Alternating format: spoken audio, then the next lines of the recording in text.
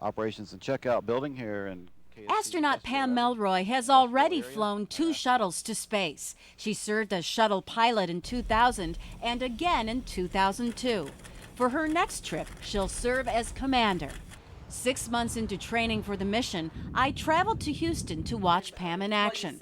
There's a personal connection after all. Pam and I were classmates at Bishop Kearny High School in Rochester. I'm doing great, Maureen. It's wonderful to hear your voice of an old friend and a classmate from Bishop Kearny. It makes me so happy to fly over my hometown. I've been following her career at NASA ever since her rookie flight. We are very intense in training at this point. But Pam's rookie days are long over.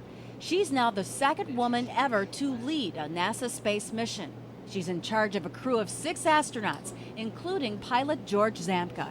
Here, the two practice a robotics task in a simulator called the Dome, where we have this boom that has a sensor at the end of it so that we can look at all our thermal protection systems, the leading edge of the wings, the tile, and so forth, to make sure they're in good shape. And we use the robotic arm to move it around.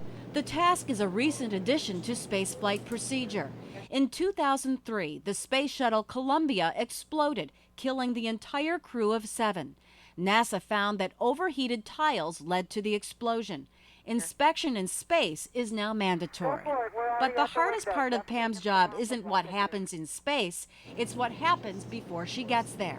I want to do it safely. I spend a lot of time thinking about crew escape scenarios for the crew and how to keep ourselves safe, and if we get into a bad situation, what are we going to do? And so that's a big part of something that I'm maybe a little bit more focused on than I was on my first flight.